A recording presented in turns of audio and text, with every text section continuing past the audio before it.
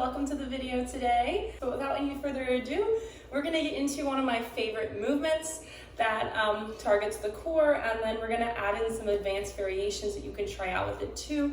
So you might want a dumbbell. This is one of those movements that everyone loves for how much core stability and strength it gives you, but I feel like it's one of those movements that I don't feel a lot of people doing right, especially when I see at the gym.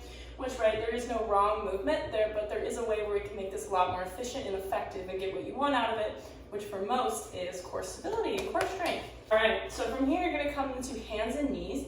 I want you to think about spreading your fingertips, pushing out of the floor through your hands, and then you're going to think about sending one of your feet back behind you. Just start at the feet. You're gonna think about flexing that foot down towards the floor, thinking about hip crease down towards the floor, and then think about knitting your ribs in, so that way we're not having this like sagging effect in the lower back. So we're gonna knit those ribs in.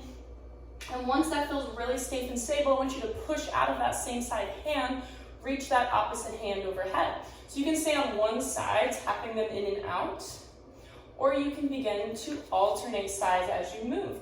But again, you're going through your checkpoint. Foot flex, hip down, ribs knitted in, core engaged, and really not trying to collapse through this arm, so we're keeping a nice press out of the floor. Once that gets pretty easy for you, you can try a couple different variations. You can think about rounding, getting more of a crunch type motion in. You can go for a lot of reps, or we can start to add some resistance to this. This is one of the moves I've been loving for my clients who work out at home. So you're gonna need a dumbbell. Start off pretty light. These are 8s. That you would normally use, lighter than you would normally use for a row, right? All right, so hands on your shoulders, knees under hips. You're gonna start by sending that back leg back, flex that toe down towards the floor, squeeze, knit your ribs in. And then from there, that guy's gonna come to your opposite arm. You're gonna keep knitting those ribs up and in as you begin to row. Keeping those shoulders down and away, keeping that elbow in. You can allow that dumbbell to touch the floor. You're gonna do the one side, bring it over to the other side, go through your checkpoints, hip down, ribs knitted in, other side.